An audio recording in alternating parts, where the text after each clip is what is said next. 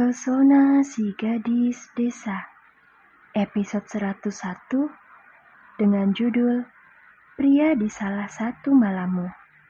Selamat mendengarkan. Tidak ada percakapan apapun antara Vedo dengan Kanita. Keduanya sama-sama diam, sibuk dengan pikiran masing-masing.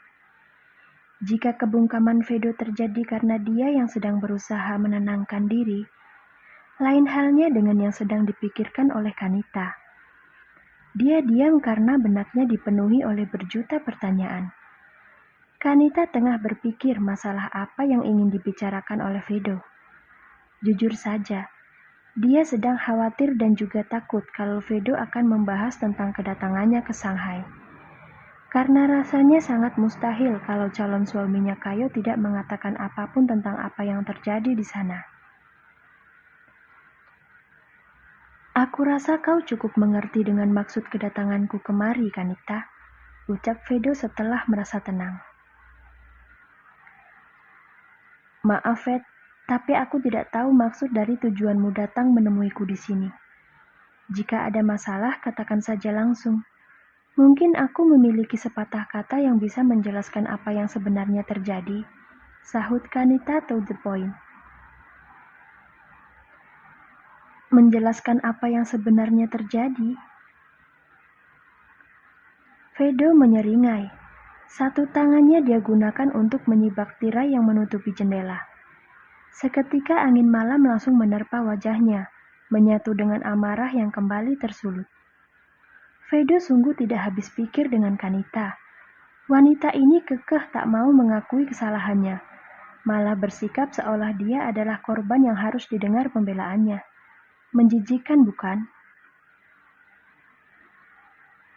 Lalu apa yang akan kau jelaskan jika aku bertanya maksud dari tujuanmu mendatangi Luri? Apa kau akan menjawab kalau itu demi kita berdua? Tanya Vedo sambil menggertakkan gigi. Ya, itu aku lakukan demi kenyamanan kita berdua. Kenapa memangnya? Salah jika aku menemui gadis ingusan itu dan memberitahukan kalau kita adalah pasangan kekasih. Jawab Kanita tanpa ragu.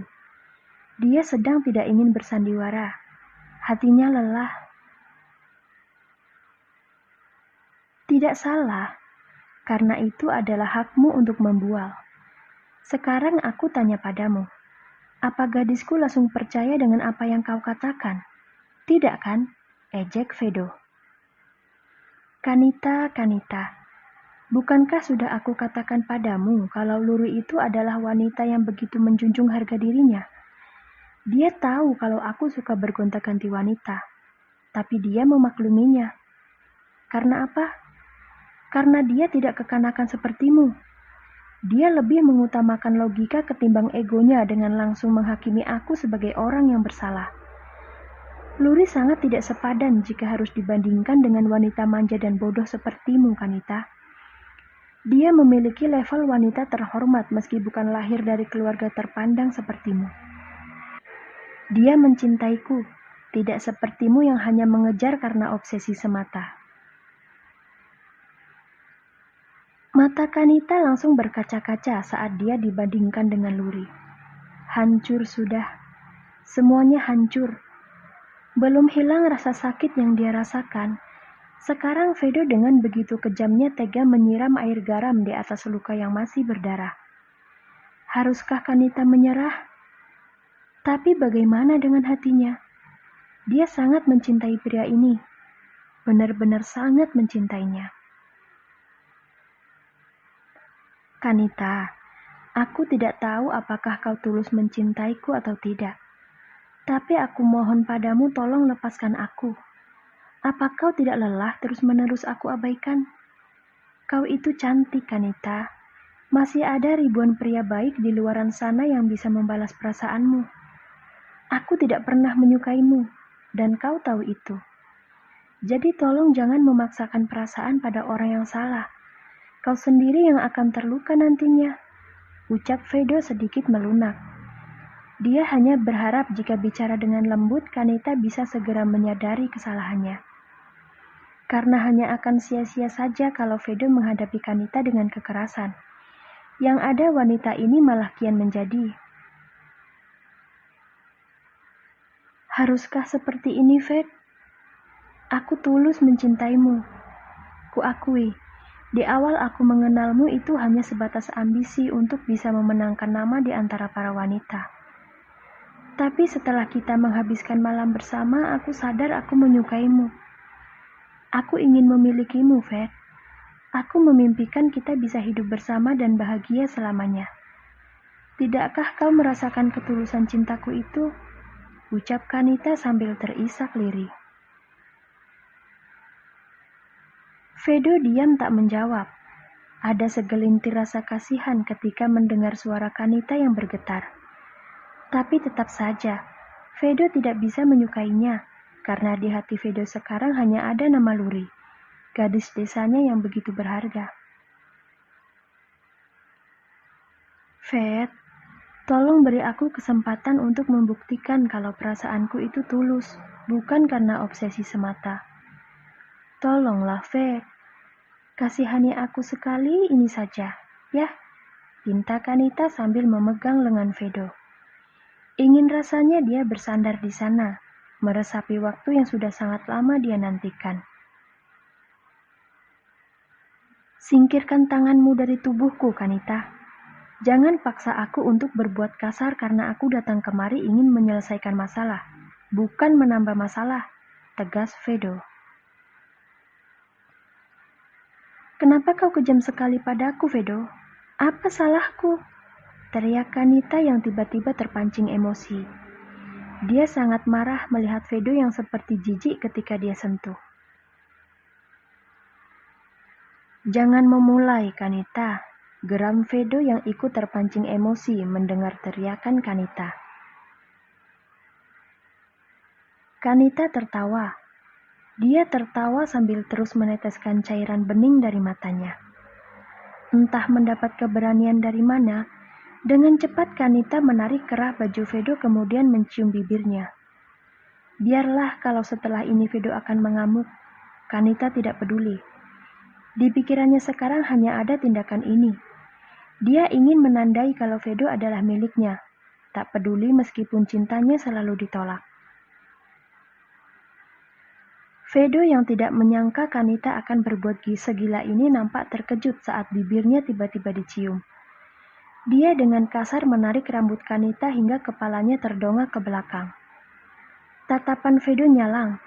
Dia terlihat seperti binatang buas kelaparan yang ingin menerkam mangsa.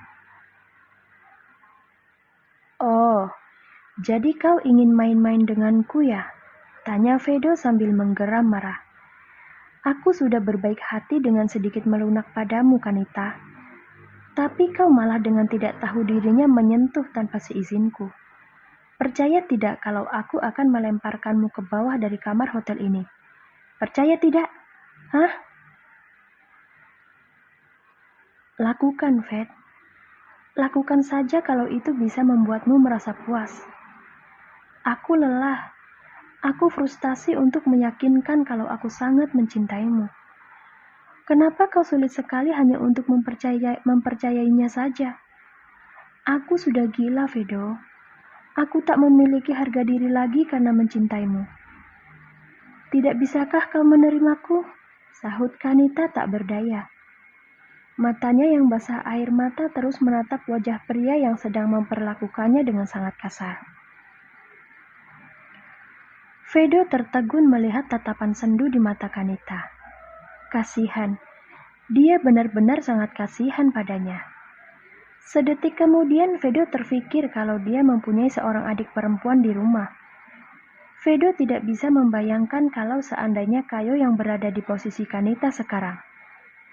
Sebagai seorang kakak, Vedo pasti akan merasa sangat amat hancur. Dia tidak akan mungkin sanggup melihat adiknya mengemis sampai seperti ini. Aku mungkin memang tidak seberharga Luri di matamu, Ved. Aku sadar itu. Tapi apa salahnya jika aku ingin memperbaiki diri dengan bersamamu? Aku ini hanya wanita lemah, Ved. Aku selalu dibiarkan mendapat apapun yang aku mau dengan segala cara. Aku minta maaf kalau kedatanganku ke Shanghai membuatmu kecewa. Aku minta maaf. Tolong jangan benci aku, Vedo. Jangan. Shh, sudah, jangan menangis lagi, sahut Vedo mengalah. Dia kemudian melepaskan tarikan tangan di rambut Kanita kemudian memeluknya. Vedo tidak sekejam itu untuk merendahkan Kanita. Dia sadar kalau di setiap perbuatan pasti ada karmanya. Dan Vedo rela mengalah karena takut Kayo yang akan menerima timbal baliknya. Dia tidak mau itu terjadi. Kanita memeluk tubuh kekar Vedo dengan sangat erat. Dia menangis sejadi-jadinya di sana, membiarkan air mata membasahi kemeja yang dipakai oleh pria ini. Kanita, kau tidak salah karena menyukaiku. Itu hakmu dan aku tidak bisa melarang. Tapi di sini kau harus tahu kalau perasaan itu tidak bisa dipaksakan. Aku tidak mencintaimu, karena yang aku cintai hanyalah Luri seorang. Tolong mengertilah, berhenti memaksakan perasaanmu padaku. Aku minta maaf karena tidak bisa membalas cintamu. Aku minta maaf, ucap Vedo pelan. Dia mencoba untuk bicara dari hati ke hati dengan wanita yang sedang terisak di pelukannya. Tangis Kanita kian menjadi setelah Vedo berkata seperti itu. Dia tidak tahu lagi harus bagaimana. Satu-satunya yang bisa Kanita lakukan hanyalah memeluk Vedo seerat mungkin. Dia sangat takut kalau pria ini akan pergi meninggalkannya.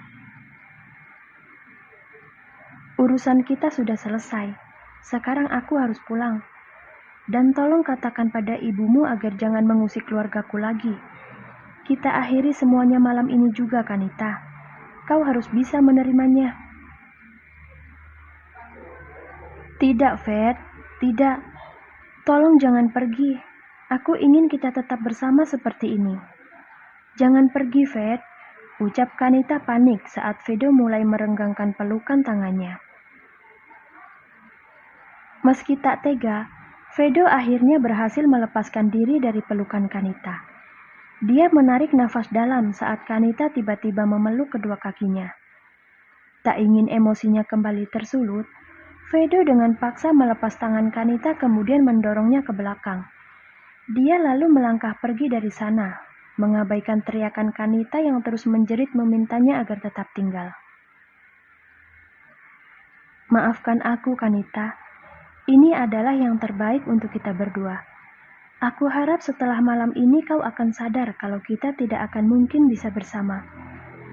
Aku dengan tulus mendoakan agar nanti kau bertemu dengan pria yang mau mencintaimu. Kau sebenarnya adalah wanita yang baik, hanya caramu saja yang salah. Tolong lupakan aku.